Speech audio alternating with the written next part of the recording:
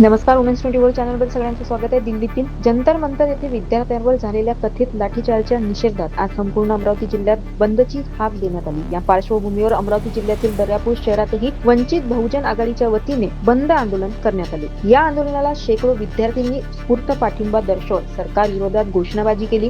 विद्यार्थ्यांवरील कथित कारवाईचा निषेध करत शिक्षण व्यवस्थेतील विविध प्रश्नांकडे लक्ष वेधण्याचा प्रयत्न आंदोलकांनी केला. दरम्यान शहरातील कायदा व सुव्यवस्था अबाधित राहावी यासाठी दर्यापूर पोलिसांकडून मोठा पोलीस बंदोबस्त तैनात करण्यात आला होता. प्रमुख चौक आणि संवेदनशील भागात पोलीस सतर्क असून परिस्थितीवर बारीक लक्ष ठेवण्यात आले. आंदोलनादरम्यान काही व्यापाऱ्यांनी दुकाने बंद ठेवली तर काही ठिकाणी दुकाने सुरू असल्याचेही दिसून आले. यामुळे आंदोलक आणि काही व्यापाऱ्यांमध्ये वादावादी झाल्याची माहिती समोर आली असून काही ठिकाणी तणावाचे वातावरण निर्माण झाल्याचे पाहायला मिळाले. मात्र परिस्थिती नियंत्रणात आणण्यासाठी पोलिसांनी तात्काळ हस्तक्षेप करत जमावाला शांत केले. या बंद आंदोलनाचा दर्यापूर शहरातील दैनंदिन व्यवहारावर काही प्रमाणात परिणाम झाल्याचे दिसून आले. या प्रकरणी पुढील घडामोडीवर सर्वांचे लक्ष लागलेले आहे. अशाच घडामोडीसाठी बघत राहा उमेश 24 चॅनल. धन्यवाद.